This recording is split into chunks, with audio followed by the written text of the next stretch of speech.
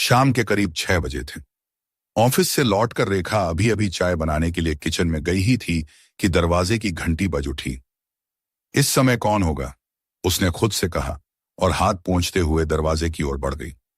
दरवाजा खोलते ही सामने लगभग 35 से 36 साल की एक सजी समरी महिला मुस्कुराती हुई खड़ी थी। नमस्ते, उसने कहा।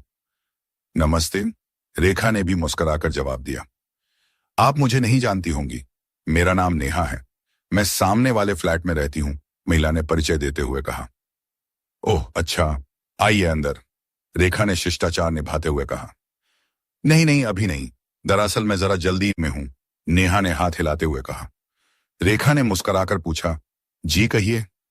नेहा ने कहा, दरअसल कल हमारे घर सत्यनारायण भगवान की कथा है, पंडित जी आएंगे, कथा के बाद प्रसाद और भोजन का भी आयोजन है, सोचा आप भी सब परिवार जरूर आइए।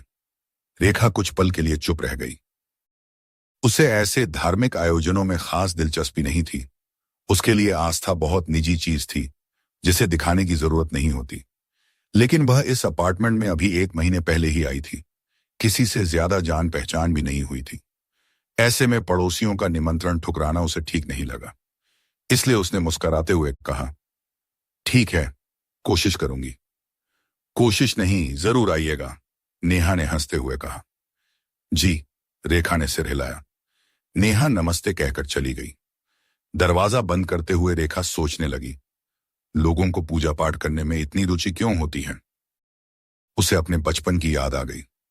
उसकी मां बहुत धार्मिक स्वभाव की थी। घर में हर दूसरे दिन कोई न कोई पूजा होती रहती थी, कभी व्रत, कभी कथा, कभी भजन। रेखा बचपन में कई बार इन सब में बैठती थी, लेकिन जैसे जैसे वह बड़ी होती गई उसे लगा कि लोग इन सब चीजों को बहुत ज्यादा दिखावे के लिए करते हैं। कई लोग पूजा में घंटों बैठे रहते थे, लेकिन घर के नौकरों से बदतमीजी से बात करते थे। रेखा को यह दोहरा व्यवहार कभी समझ नहीं आया।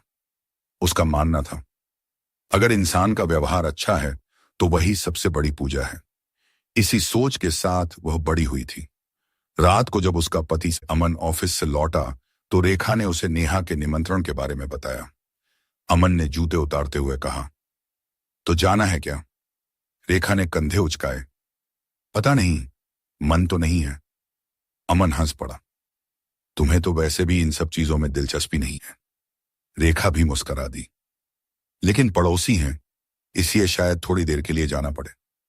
अमन ने कहा, ठीक है, थोड़ी देर के लिए चले जाना।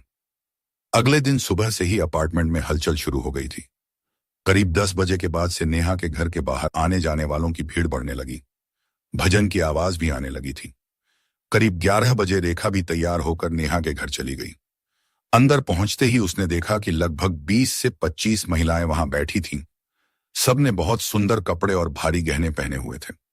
कुछ महिलाएं मोबाइल से फोटो खींच रही थीं। एक कोने में पंडित जी पूजा की तैयारी कर रहे थे। नेहा ने रेखा को देखते ही कहा, अरे आइए रेखा जी, बैठिए। रेखा एक कोने में बैठ गई। थोड़ी देर बाद कथा शुरू हो गई। सब महिलाएं बहुत श्रद्धा से हाथ जोड़कर बैठ गईं। कथा लगभग 1.5 घंटे चली, लेकिन रेखा ने ध्यान से देखा। कथा के बीच बीच में कई महिलाएं मोबाइल चेक कर रही थीं। कुछ धीरे धीरे बातें भी कर रही थीं। रेखा को यह सब थोड़ा अजीब लगा। अगर इतनी ही श्रद्धा है तो ध्यान से कथा सुनो, उसने मन ही मन सोचा। कथा खत्म हुई तो आरती हुई। आरती के बाद महिलाएं प्रसाद लेने लगीं। अब माहौल पूरी तरह बदल गया था।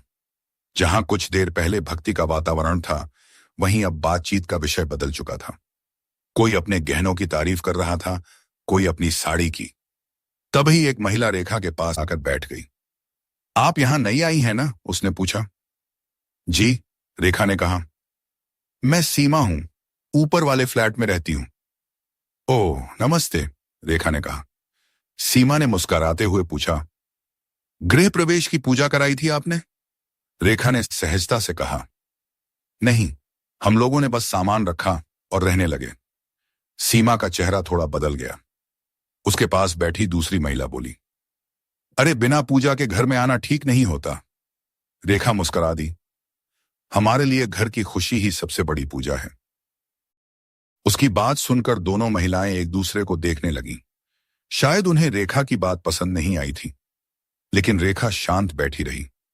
उसे पता था। रेखा की बात सुनकर सीमा और उसके पास बैठी महिला कुछ पल के लिए चुप हो गई। उनके चेहरों पर हल्की सी असहमति साफ दिखाई दे रही थी। सीमा ने हल्की मुस्कान के साथ कहा, देखिए रेखा जी, हम तो बस यही मानते हैं कि हर काम शुभ मुहूर्त में करना चाहिए। इससे घर में सुख शांति बनी रहती है। रेखा ने शांत स्वर में कहा, हो सकता है, लेकिन मेरे हिसाब से सुख शांति घर के लोगों के व्यवहार से आती है, मुहूर्त से नहीं। सीमा ने कुछ कहना चाहा, लेकिन तभी नेहा ने आवाज दी, सभी लोग प्रसाद के लिए आ जाइए। बात वहीं खत्म हो गई। प्रसाद खाने के बाद धीरे धीरे लोग जाने लगे। रेखा भी घर लौट आई। उस दिन के बाद रेखा ने महसूस किया कि अपार्टमेंट में लगभग हर हफ्ते कोई न कोई धार्मिक कार्यक्रम होता रहता था। कभी कथा, कभी भजन, तो कभी हवन। इन आयोजनों में भाग लेने वाली ज्यादातर महिलाएं खुद को बहुत आधुनिक मानती थीं। वे महंगे कपड़े पहनती थीं, अंग्रेजी में बातें करती थीं और सोशल मीडिया पर बहुत सक्रिय रहती थीं। लेकिन उनकी सोच अक्सर पुरानी मान्यताओं में जकड़ी हुई लगती थी। कुछ दिनों बाद रेखा की पड़ोसन सीमा फिर उसके घर आई। रेखा जी, इस रविवार को हमारी सत्संग किटी है, आप भी आ जाइए, उसने कहा। रेखा ने हैरानी से पूछा, सत्संग किटी? सीमा हंस पड़ी। हाँ, हम लोग हर महीने एक घर में इकट्ठा होते हैं। पहले भजन कीर्तन होता है, फिर किटी पार्टी की तरह खाना पीना और गपशप। रेखा को यह सुनकर थोड़ा अजीब लगा। उसे लगा कि लोग अब धर्म को भी मनोरंजन का साधन बना रहे हैं। उसने विनम्रता से कहा, माफ कीजिए, मुझे ऐसे कार्यक्रमों में ज्यादा रुचि नहीं है। सीमा ने थोड़ा हैरानी से उसकी ओर देखा। अरे क्यों? बहुत अच्छा माहौल रहता है। रेखा मुस्कुरा दी। दरअसल मैं खाली समय में पढ़ना या घूमना ज्यादा पसंद करती हूं। सीमा ने कुछ नहीं कहा, लेकिन उसके चेहरे पर निराशा साफ दिखाई दे रही थी। धीरे धीरे अपार्टमेंट की कई महिलाओं को पता चल गया कि रेखा इन धार्मिक आयोजनों में भाग नहीं लेती। कुछ महिलाएं आपस में फुसफुसाने लगीं, उसे धर्म कर्म में विश्वास ही नहीं है। आजकल की पढ़ी लिखी औरतें ऐसी ही होती हैं, नास्तिक लगती है। रेखा को इन बातों की खबर भी मिलती रहती थी, लेकिन उसे इन सब बातों से कोई फर्क नहीं पड़ता था। वह अपने काम में व्यस्त रहती और खाली समय में किताबें पढ़ती या अपने पति अमन के साथ बाहर घूमने चली जाती। एक दिन शाम को अपार्टमेंट की लिफ्ट में रेखा की मुलाकात नेहा से हो गई। नेहा ने थोड़ी झिझकते हुए कहा, रेखा जी, आप अब हमारे किसी कार्यक्रम में नहीं आती? रेखा मुस्कुरा दी। नेहा जी, ऐसा नहीं है कि मुझे धर्म से परेशानी है, मुझे बस दिखावे से परेशानी है। नेहा ने हैरानी से उसकी ओर देखा। रेखा ने आगे कहा, अगर कोई व्यक्ति सच्चे मन से भगवान को याद करता है तो वह अच्छी बात है, लेकिन जब लोग सिर्फ दूसरों को दिखाने के लिए पूजा पाठ करते हैं तो मुझे वह सही नहीं लगता। नेहा कुछ देर तक चुप रही। शायद उसने पहली बार इस तरह से किसी को अपनी बात कहते सुना था। थोड़ी देर बाद उसने धीरे से कहा, शायद आप ठीक कह रही हैं। लिफ्ट नीचे पहुंच चुकी थी। नेहा बाहर निकलते हुए बोली, कभी कभी लगता है कि हम लोग भी इन सब में बस आदत के कारण शामिल हो जाते हैं। रेखा ने मुस्कुराकर कहा, आस्था बहुत अच्छी चीज है, लेकिन सोच खुली होनी चाहिए। उस दिन के बाद नेहा का व्यवहार रेखा के प्रति थोड़ा बदल गया। अब वह उससे पहले से ज्यादा खुलकर बात करने लगी थी। हालांकि अपार्टमेंट की कुछ महिलाएं अब भी रेखा को नास्तिक, रेखा को इससे कोई फर्क नहीं पड़ता था। वह जानती थी कि सच्ची आस्था मंदिरों, कथाओं और आयोजनों से ज्यादा इंसान के व्यवहार में होती है। अगर इंसान ईमानदार, दयालु और सच्चा है तो वही सबसे बड़ी पूजा है। और शायद यही बात बहुत कम लोग समझ पाते हैं, क्योंकि आज भी समाज में कई लोग पहनावे और रहन सहन से तो आधुनिक बन जाते हैं, लेकिन उनकी सोच अब भी पुराने अंधविश्वासों में जकड़ी रहती है। इसीलिए ऐसे लोग देखने में आधुनिक होते हुए भी विचारों से दकियानूसी ही बने रहते हैं।